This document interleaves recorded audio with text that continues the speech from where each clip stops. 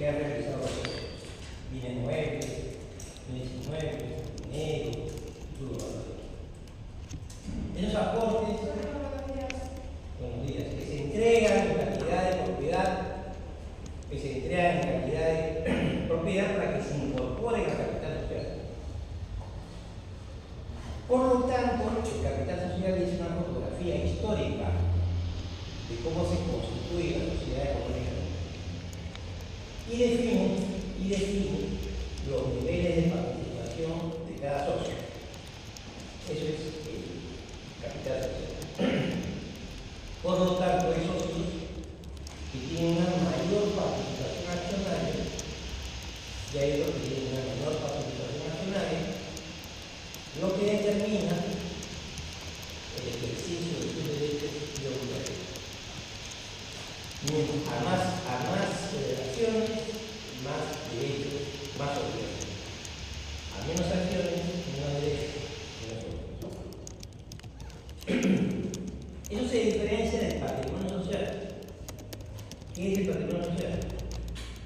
El patrimonio social es el conjunto de bienes, derechos y obligaciones que tiene la sociedad. Y en realidad tiene toda persona. Tú le preguntas a un alumno que está dando examen de título abajo, ¿qué es el patrimonio? No sabe. Le dice conjunto de bienes. No le dice, no solamente conjunto de bienes. El patrimonio de alguien es lo que tiene en el activo y lo que tiene en el pasivo. Lo que tiene como bienes y derechos y lo que tiene como obligaciones. Eso integra su patrimonio. Por lo tanto, el patrimonio es la expresión económica de todo el movimiento económico, todo el movimiento que tiene la sociedad desde su constitución en adelante. Capital social, una expresión de una manera histórica. Patrimonio social, expresión vigente de sus recursos. Y dijimos claramente que la sociedad no vive, no atiende sus necesidades por el capital social, que prácticamente no se toca salvo que se aumente el capital. La sociedad vive, la sociedad atiende sus necesidades con el patrimonio social.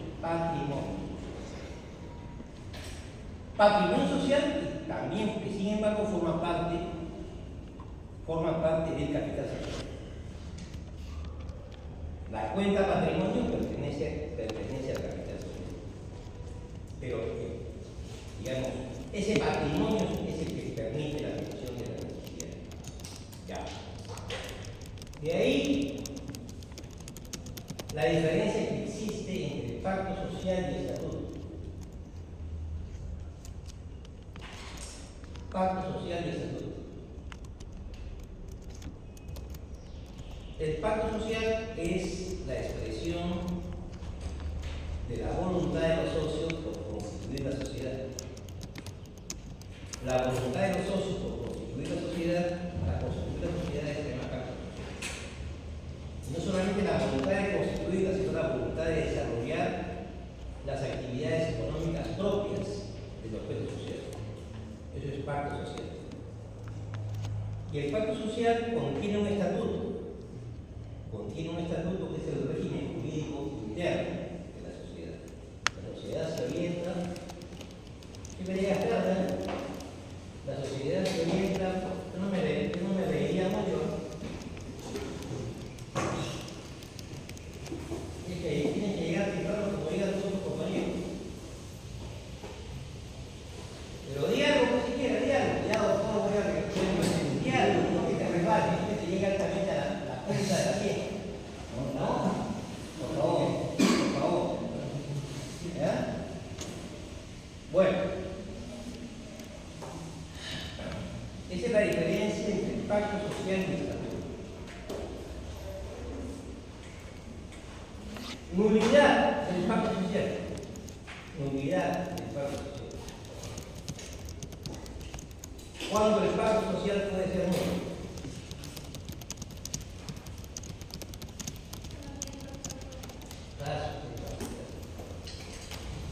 Tenía que venir más temprano. Era un régimen de igualdad de derechos y obligaciones.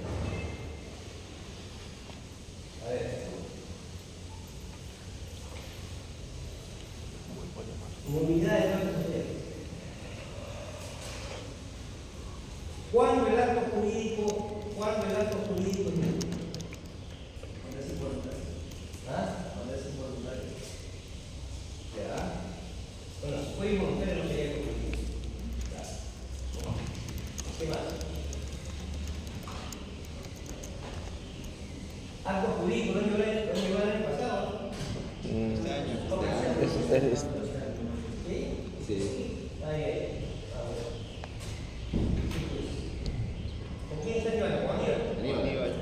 Ya, ¿qué les ha dicho? ¿Cuáles son los requisitos del acto jurídico? Sí, era deberes, creo que. Tiene que ser voluntaria, ya sea ilícita, es un es un hecho que tiene efectos jurídicos y lo más. La pregunta es, No.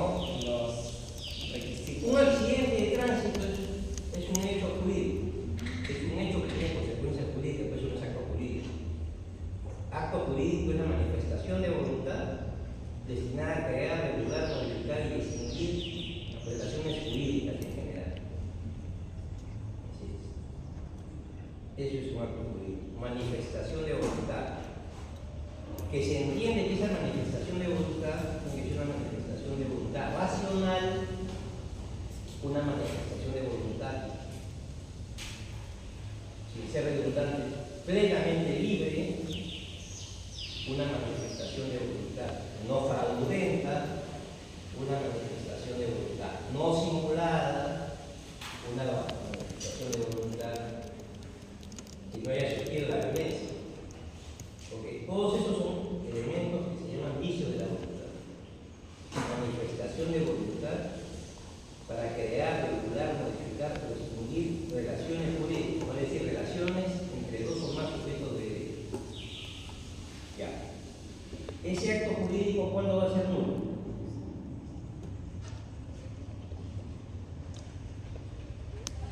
Artículo 100, en cumplimiento de los requisitos del 140, gente capaz, objeto físico y jurídicamente posible, fin ilícito e inobservancia de la forma. La observancia de la forma. Cuando no se observa la forma, es una causal de ejecución. Dentro del principio general del Código Civil que habla de la libertad de forma. Demasiado tarde, ¿eh? 7:30, ¿no? Primera vez que te veo en clase, ¿verdad? ¿Ah? Bueno, mira, manifestación de voluntad para crear esas relaciones jurídicas, regularlas, modificarlas, extinguirlas, con esos requisitos. ¿Cuándo el acto jurídico es nulo? El acto jurídico es nulo cuando, más allá de las causales del 117 del Código Civil, 217, y la transgresión de los requisitos del 140, cuando fundamentalmente lesiona un interés público.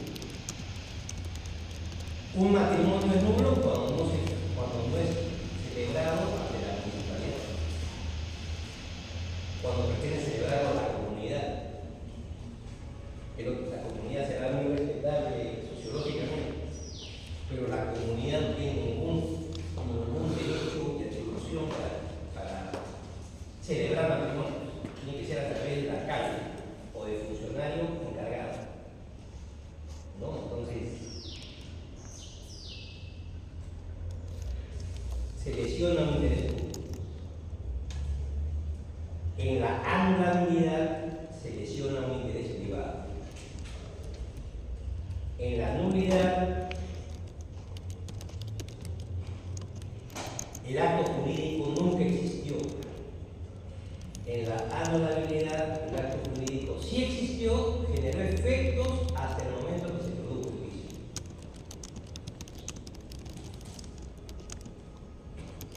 Y la nulidad la solicita la parte perjudicada o la declara de oficio del juez.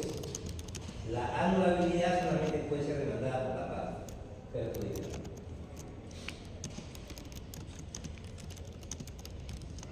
Por lo tanto, cuando hablamos de nulidad del pacto social, de alguna manera hacemos alusión a esas transgresiones del 140 y del 217 del Código Civil. Nulidad del pacto social, cuando no existe consentimiento, cuando se afecta el orden público de buenas costumbres, cuando no se han cumplido las normas imperativas, cuando no se ha cumplido con la forma exigida por la ley para constituir la sociedad. Consentimiento.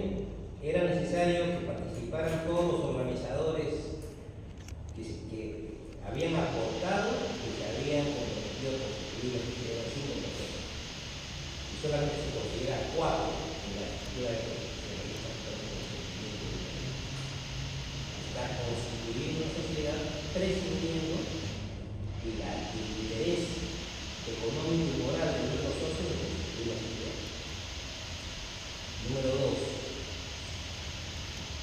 Por normas que atentan con el orden público y las buenas costumbres. Normas de cumplimiento obligatorio que son incumplidas por la sociedad. Ejemplo, una sociedad que se dedica a comercializar insumos químicos vulnerables afecta, presiona un interés público en la lucha contra el terrorismo. Buenas costumbres, no puedes construir un prostíbulo junto a la sobre de ti. No puedes. Estás lesionando las buenas costumbres.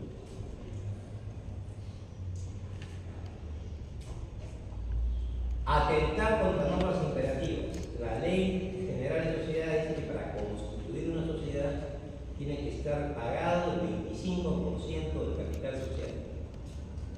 Sin embargo, en una disposición del estatuto de esta sociedad se pone 20%. Está atentando contra una norma legal imperativa. Observancia de la forma. La sociedad tiene que constituirse por escritura pública. Sin embargo, constituye una sociedad mediante documentos privados. Se está incumpliendo la ley.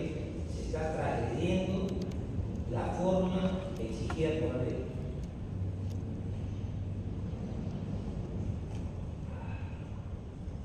Consecuencias de la actividad social. Cabe una etapa de, digamos, buscar solucionar el vicio. Hay un mes para que la parte que ha generado cualquiera de esos vicios pueda subsanar. Si después de los 30 días no subsana, se despierta la movilidad del pacto social, que implica la disolución de la sociedad. Y hay que devolverle sus aportes a todos nosotros y yo la sociedad no se va a poder dedicar a eso. Ese es el efecto de la movilidad.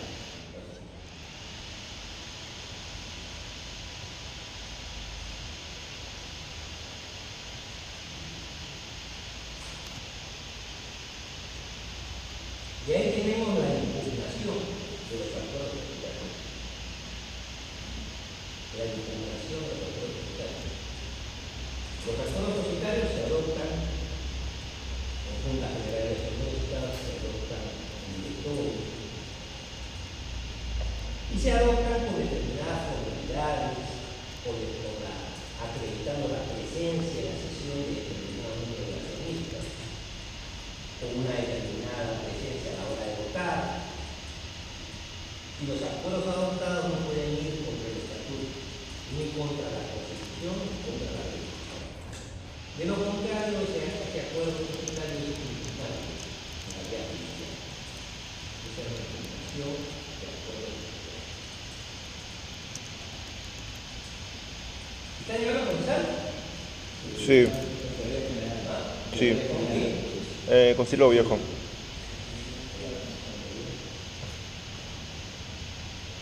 Dos cuestiones.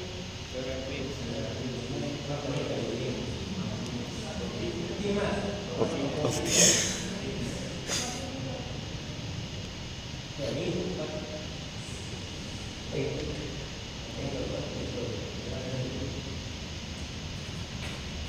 Un poquito de debate.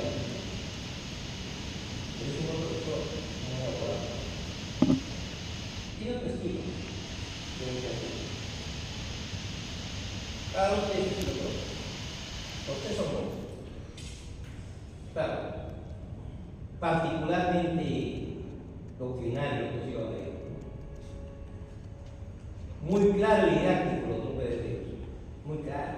Topes de ríos explica las cosas de una manera muy sencilla, o sea, profunda pero sencilla.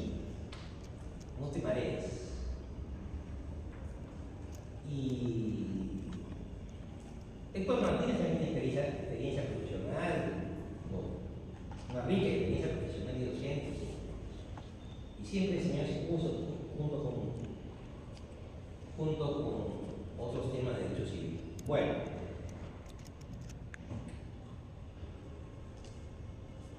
otro tema que hay que manejar, el concepto de formas societarias. Formas societarias. ¿Qué son las formas societarias? La manera como se organiza jurídicamente una sociedad, la manera como se organiza jurídicamente una empresa, bajo diversas formas societarias. Se puede organizar como sociedad anónima, se puede organizar como sociedad comercial, de responsabilidad limitada, se puede organizar como sociedad civil, sociedad colectiva, sociedad economía. Lo interesante es decir, en todas ellas va a existir una denominación o una razón social como nombre. En todas ellas hay un interés lucrativo, en todas ellas hay un patrimonio, en todas ellas hay determinados órganos sociales que las dirigen, pero sí hay un tratamiento sobre todo diferente, yo diría, de la manera de adoptar los acuerdos por mayoría simple, por ejemplo, por mayoría simple generalmente, o mayoría absoluta en la sociedad anónima, por unanimidad, por ejemplo, en la sociedad colectiva, esa diferencia. O en una sociedad anónima siempre hay responsabilidad limitada, en una sociedad colectiva siempre hay responsabilidad personal, solidaria e ilimitada. En la sociedad anónima tú te comprometes con lo que has aportado. En la sociedad anónima, en la sociedad colectiva tú respondes cualquier deuda de la sociedad, así que hayas aportado la tercera parte. Eso es. Dentro de todas ellas, eso ya se verá con mayor detalle, creo yo, en sociedades, cursos del próximo año, porque hay algunos profesores de comercial 1 que creen que esto es derecho de sociedad. No, esta es una presentación del derecho comercial en todas sus materias. No es para hablar ya de societarios por el año o para hablar de todos los valores de todo el mundo. Es una presentación de cada tema, que luego se va a desarrollar en el curso correspondiente. Entonces, cabría solamente decir de todas esas formas societarias que veremos con mayor detalle el próximo año, de hecho me adelanto ahora. Definitivamente la más importante es la sociedad anónima, la de capitales más significativos, la de proyectos empresariales más ambiciosos, la de una organización más dinámica y flexible, la sociedad anónima. Y además la que invierte la única que invierte en la bolsa, la que más convoca la inversión nacional y extranjera, y la que tiene claramente establecidos 3 órganos sociales, que son la Junta General de Accionistas, el Directorio y la Gerencia.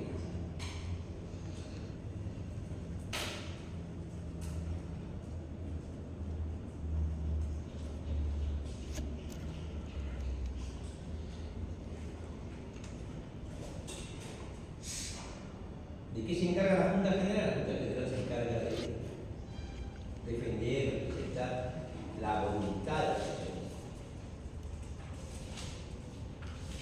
Es el órgano supremo de la sociedad, es el máximo órgano de la sociedad.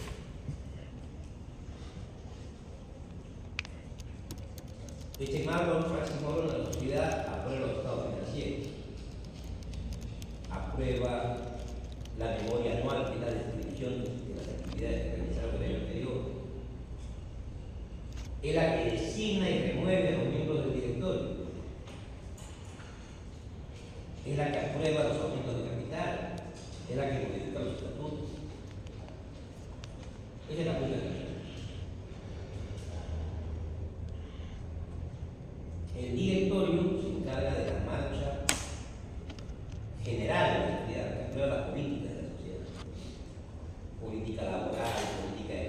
relaciones, política financiera.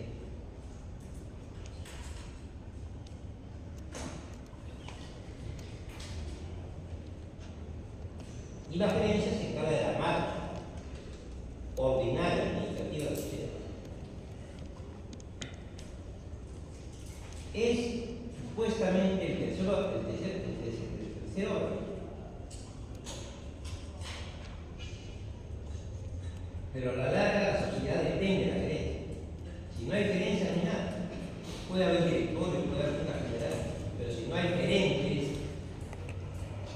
que administren adecuadamente los recursos humanos, los recursos logísticos, los recursos financieros, no hay sociedad. ¿Qué es lo que pasa en el país con esa vieja miserable, con esa vieja maldita, ladrona, sin vergüenza, vieja de mierda, no la palabra, llamada Dina Boluarte? Entonces el país marcha al garete, sin ningún rumbo, sin ninguna orientación, porque no hay gerencia, porque cualquier pobrería o ministro, con excepciones que pueden haber 2 o 3 excepciones de 19, que esté medianamente preparada. Los demás no valen nada, los demás comienzan a sufrir de cabeza.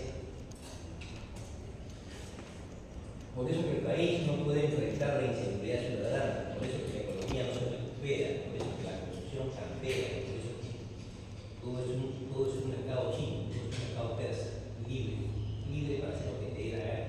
No hay autoridad, no lo que pase. Cuando no hay gerencia en una sociedad, no hay cumplimiento de objetivos, no hay productividad, no hay eficiencia, los trabajadores hacen lo que les da la gana. Eso es lo que pasa. Entonces, para la larga,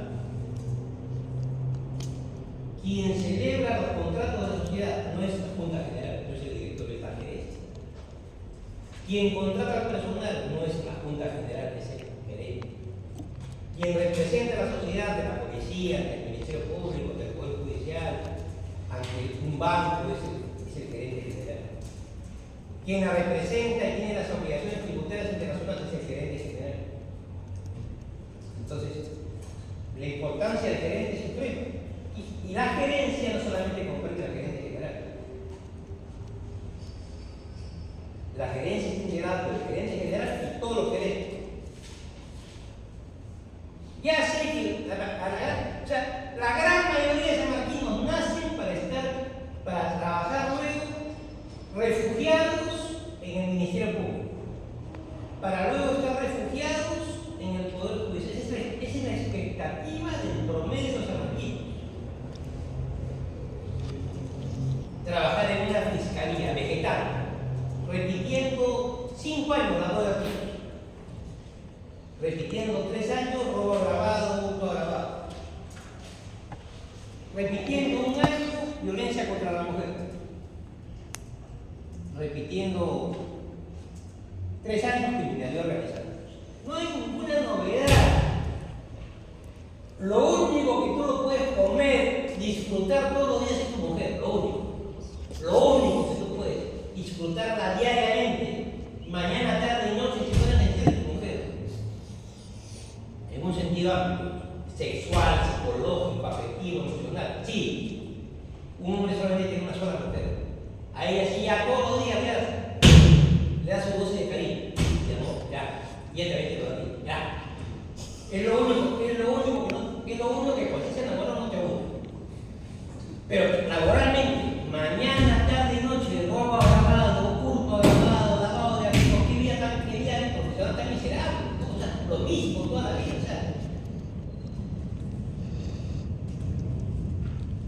Como cuando yo, maldita sea, reviento. Yo tengo sangre arequipeña, pero no tengo agua acá. Esta es la sangre más brava de todo el Perú, la sangre arequipeña. Y encima unión con Guaracino, místico con Huascarán. Son señales de debilidad, no, son señales de fortaleza. Son señales de que tienes capacidad de reacción, que las cosas malas te indignan. Integro los jurados ahora, hay 24 exámenes hasta el día martes, integro los 24, el único que integro los 24. Porque ese era lo que quieren garantizar que la gente se apruebe mereciendo. Y me luzco en civil, me luzco en penal, me luzco en administrativo, me luzco en tributario, me luzco en comercial, me luzco en todas las materias. Cosa muy pocos profesores pueden hacer. Serán muy buenos en civil, no saben nada de la demás. Serán muy buenos en penal, casi no saben nada de la demás. Yo sí sé todo. Todo el marco general de las diversas materias. Puedo no saber el inmenso detalle de cada una, no soy especialista en todo, pero me ubico, puedo hablar, puedo preguntar. Entonces,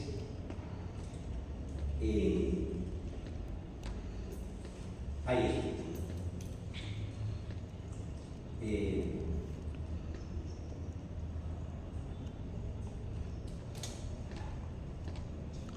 Junta General, Directorio, Herencia. Siguiente tema. Algo que quiera decir, algo les iba a decir. Diferente. Allá, desde ahora, pongan en su cuaderno.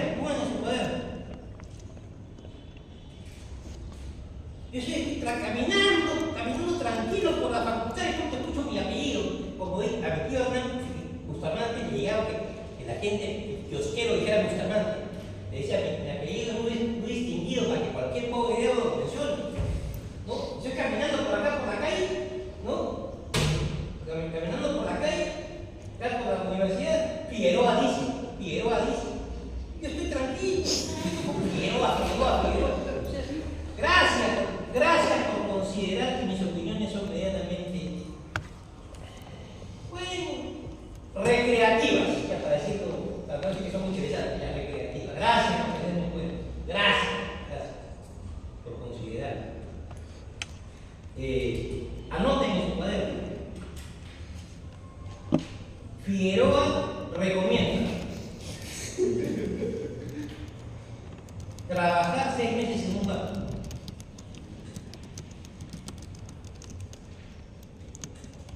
Trabajar 6 meses en una empresa privada. Trabajar 2 años en un estudio jurídico. ¿Ya? Y de ahí ya tendrán la libertad de irse a trabajar al Ministerio Público o al Poder Judicial.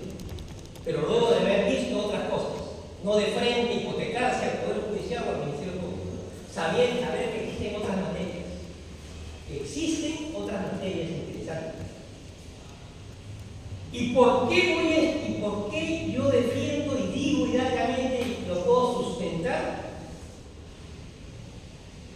Que el trabajo más completo para un abogado, no porque yo haya trabajado ahí, el trabajo más completo, más variado, más integrado de un abogado es trabajar en un banco. Y yo no he trabajado en GNP, yo he trabajado en Banco de Crédito, en Banco Militar, en Banco de Nación, 20 años. Pero no lo digo porque yo haya trabajado ahí o para lucir, decir, miren, no es por eso. Les explico por qué. Porque en una gerencia legal de un banco hay la gerencia, los jefes de cada área, hay un área de consultoría que ve todo tipo de consultas que se formulan a la asesoría jurídica. Consultas societarias, tributarias, civiles, administrativas y de todo ello. Contratos, todo tipo de contratos que el banco se debe o que el banco desea modificar, pasa el encargo legal para que él elabore el contrato,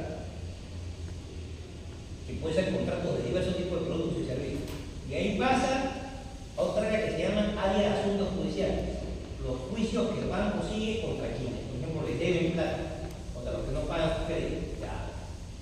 Hay otra área que son los que atienden solamente los juicios que dirigen los clientes contra el banco, por indemnización, porque les han cobrado doblemente un crédito, porque ha habido de alguna manera un mal funcionario de crédito que los ha engañado, etc.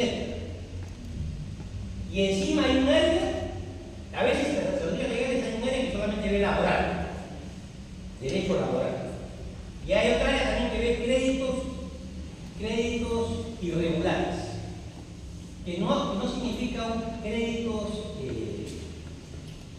vinculados al delito, no, sino créditos irregulares que tienen que ver con las empresas que se encuentran en decobre con deudas, a las que hay que darles un tratamiento especial para el pago de sus obligaciones de los concursados.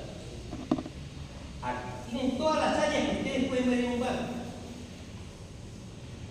Y ahí también, no es que toda su vida van a estar en el área de consultoría.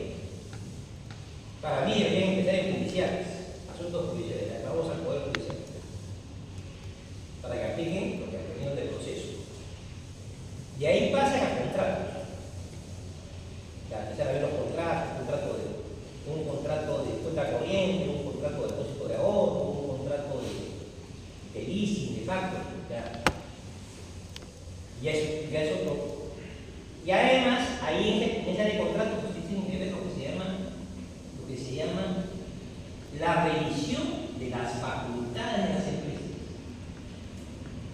Cuando un cliente quiere sacar una determinada cantidad, obtener un crédito en el área de crédito del banco, su expediente, aunque sea virtual o sea documental, va a alegar. ¿Para qué? Para que se verifique si esa persona tiene facultades de representación de la empresa, tiene facultades para girar cheques, tiene facultades para cobrar comisión, y en función de eso le dirá sí. Quien debe cobrar el cheque es fulano de tal. Quien debe solicitar cierre la cuenta es fulano de tal, de acuerdo a sus facultades conforme a su estatuto. Ese es el área de contrato. Segundo nivel. Tercer nivel. Puede ser laboral, puede ser los juicios contra el banco. Cuarto nivel, el nivel más importante, consultoría. Consultoría, porque ahí tú tienes que dar opiniones sobre cómo se aplica la ley tributaria al banco. Y cada día salen normas legales, cada día hay que comentar las normas legales. Cada día hay que elaborar un informe. A partir de la fecha se ha modificado la tasa de impuestos general a las rentas, esto implica tal cosa, el banco deberá hacer tal cosa, pero ese es un informe que va a los gerentes. Bueno, los gerentes no tienen tiempo para leer 3 páginas, tienes que decirle eso en 20 líneas. Se modificó la norma laboral, a partir de la fecha es falta grave tal cosa. Se modificó la ley de bancos, ahora para constituir una subsidiaria se establece un requisito más que es este. Se ha modificado el Código Penal y ahora incluye como delito financiero otra cosa. O sea, todo eso lo ves en el banco, todos los días lo ves en el banco. Entonces yo le digo, el que pueda trabajar en un banco, el que pueda trabajar sería ya quedarse a trabajar. Si quiera practicar 6 meses en un banco, aprendería mucho. Tiene mucha más variedad. Trabajar en un banco. Bueno, ya, desde mi punto de vista. Trabajar en cualquier empresa, ¿por qué? O sea, dentro del banco primero. El banco no solamente está integrado con la gerencia legal. ¿Por qué yo aprendí derecho bancario? Porque yo trabajaba en legal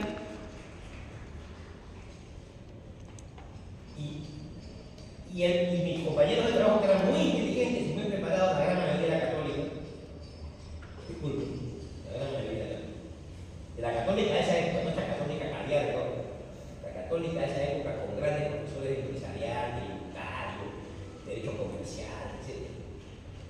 Esos eran mis jefes y fueron mis compañeros de trabajo. Entonces, a ellos les hacían una consulta, ellos no se movían de su computadora o de su escritorio y te absorbían la consulta. ¿Por qué? Estilos, solvencia profesional, eran mayores que yo, algunos varios de ellos. ¿Y por qué eran esencialmente abogados? Y el abogado cree que el abogado es el centro de la tierra. Y el abogado no es el centro de la tierra. El abogado trabaja en el Ministerio Público, trabaja en el Poder Judicial, o trabaja en una empresa privada o en un banco. El abogado siempre es un órgano de apoyo a los que toman las decisiones. No es el dueño de nada. El banco es un profesional, el abogado es un profesional respetable, pero está al servicio de los intereses de la institución. Entonces, si tú quieres aprender de lo que es un banco, trabajando en un departamento legal, no basta con responder las consultas.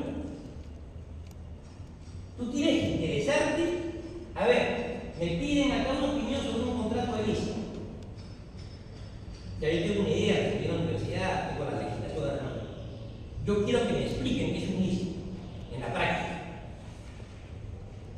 Entonces, cada vez que hacían consultas de diversos tipos, yo iba a hablar con los gerentes que hacían las consultas. Yo podía entender el marco legal, claro que sí. Pero quería ver la operatividad, quería ver el negocio bancario. Entonces iba a hablar pues, de leasing, de factoring, el de cuentas de ahorros, el de valores, el de personal, cómo se despedió un trabajador, etc. Tienes cualquier cantidad de experiencia. Si es que tú eres, si estás interesado realmente en aprender. Eres el único abogado que se ha hecho, el único de 60. Los 60 abogados. No, a mí siempre me gustó la abogacía, pero también me gustó la vida empresarial, me gustó la vida financiera, siempre. Entonces, sería bueno que lo hagas. Y en un banco, aparte no legal, hay gerencia de contabilidad. Habla con el gerente de contabilidad cuando es una consulta. Hay una gerencia financiera, hay una gerencia de marketing para las marcas. ¿Va? El banco tiene marcas de productos, tiene que registrar en el cómo es el registro de una marca, qué hay que hacer, cómo es la prueba de uso, etc. Tienes un problema con la emisión de las acciones, te vas a dar de valores. Tienes un problema con un contrato internacional con un banco de extranjero, te vas a dar de banca internacional. ¿No? Entonces, todo eso te enriquece, todo eso amplía tu visión de las cosas. ¿No? Entonces, no sé, me parece que usted debería practicar un mismo modo. O en cualquier empresa privada, ya, cualquier empresa privada importante. Bueno, ya les expliqué lo que es el ejemplo típico de la mejor sociedad, que es la sociedad anónima. Ahora, ya lo demás se verá en societario 2, comercial 2, societario, derecho societario. Es un adelanto de ese curso. ¿Ya? Y ahí viene el tema de los títulos valores. Títulos valores. ¿Qué es un título valor? Un título valor es un instrumento de cambio, un instrumento de crédito, un instrumento que ayuda a movilizar el patrimonio, favorecer la circulación de la riqueza, representar derechos en un título, todo es un título de valor.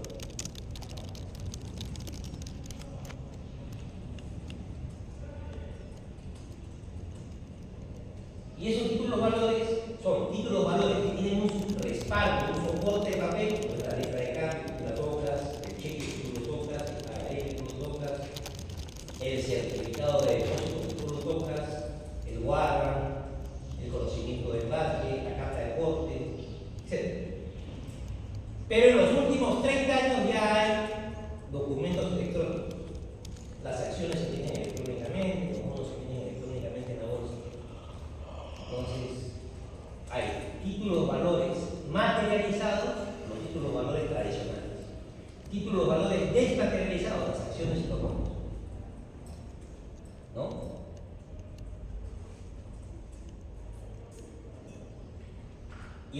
Pero los dos son documentos que incorporan derechos patrimoniales. Incorporan los derechos que tiene alguien frente a la persona en un título valor, en un título. Principio de incorporación. Y ese título valor que incorpora derechos está destinado a la circulación.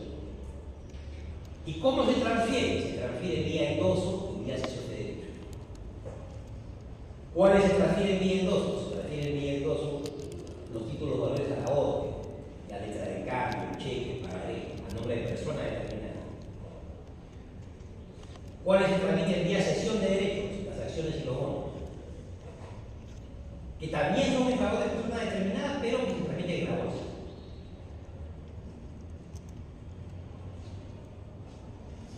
Bueno, principios de los títulos de valor. Principios. El principio de autonomía. Autonomía.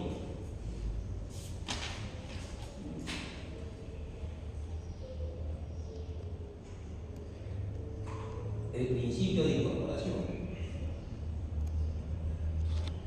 El principio de literalidad.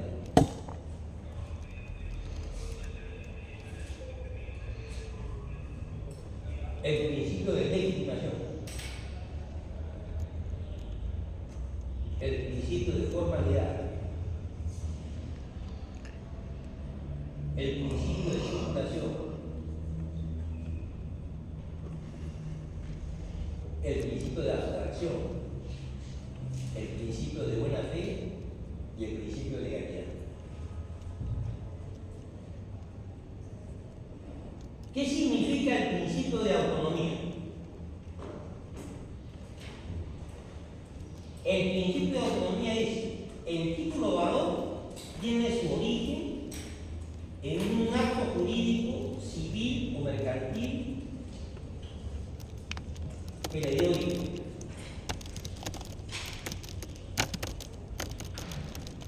Se celebró un contrato de compra-venta, un acto jurídico civil, compra-venta del inmueble, $300.000 el inmueble.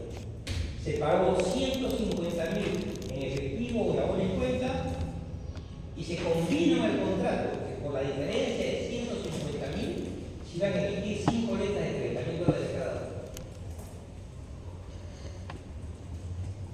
Cuando se emite la letra de cambio, las letras se independizan del contrato.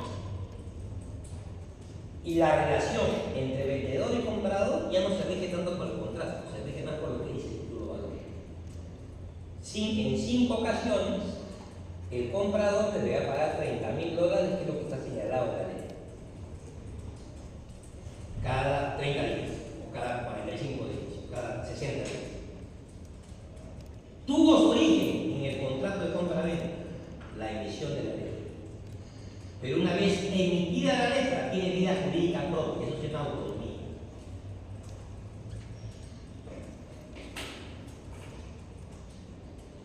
Pero tú puedes encontrar una gran coincidencia en que, por eso el título de valor dice, rige la autonomía. Autonomía. O sea, pareciera que fuera una autonomía discrecional, ilimitada. El único que dice que es autonomía reglada soy yo. Autonomía reglada. Ejemplo, se celebra un contrato de crédito con un banco. Un contrato de crédito, un contrato de préstamo personal, para lo cual se suscribe un pagaré. Conforme al contrato de crédito, esos $5.000, el incumplimiento de 3 cuotas mensuales origina que se resuelva el contrato, que se den por vencidos todos los plazos y que el banco cobre limpio. Y lógicamente que el banco pueda protestar el título, se pueda llevar el documento a un notario que acredite no se ha pagado el título para luego interponer acciones judiciales. ¿Qué pasa si el banco protesta cuando solamente han vencido 2 cuotas?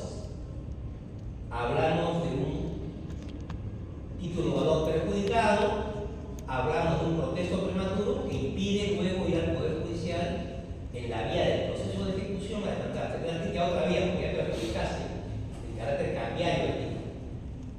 Entonces, si fuera una autonomía restricta, discrecional, no importa, pues a la segunda cuota yo protesto y yo le cobro. No, es una autonomía reglada, está sujeta a lo que han establecido las partes en el contrato correspondiente. Así es. Siguiente principio, principio de incorporación.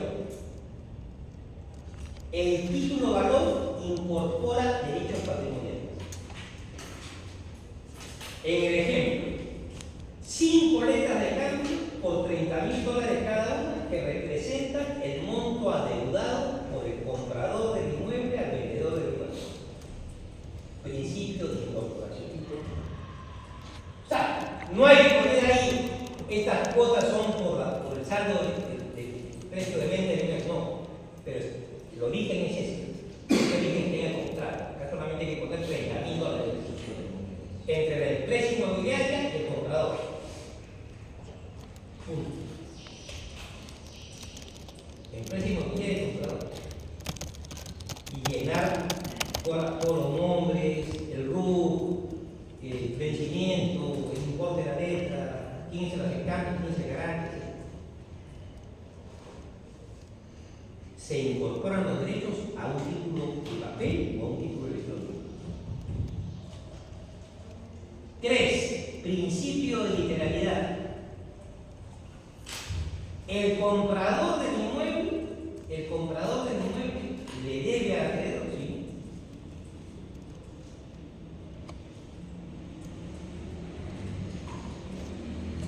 Pero le debe solamente $30.000 en cada año. Por lo tanto, el acreedor, cuando se vayan al juicio, no puede cobrar $40.000 por cada año. Tiene que cobrar el importe señalado en el título, que es $30.000. Entonces, la literalidad, el texto del documento determina el alcance de los derechos de obligación. La literalidad es mandatoria de lo que serán las características de las relaciones jurídicas y de las obligaciones del contrato. Principio de legitimación. Legitimación, esta es la legitimidad para lograr dentro de la teoría del proceso. Alguien está legitimado para cobrar, porque es el acreedor, porque fue el que giró la letra, emitió el pagaré.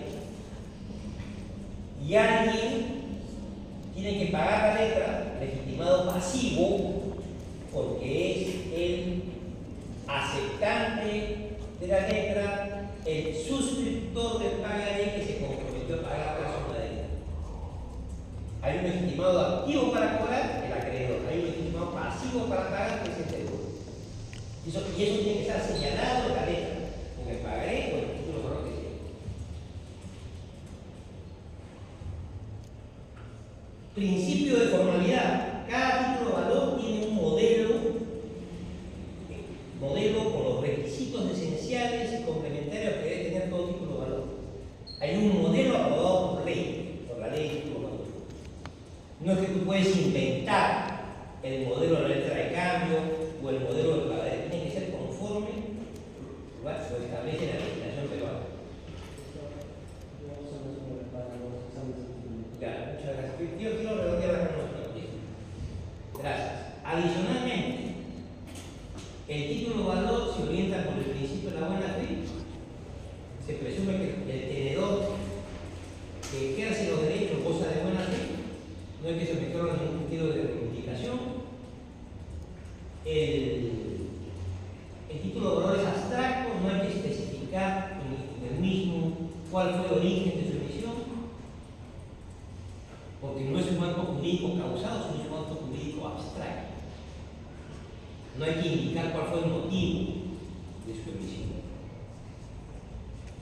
Otro principio, el principio de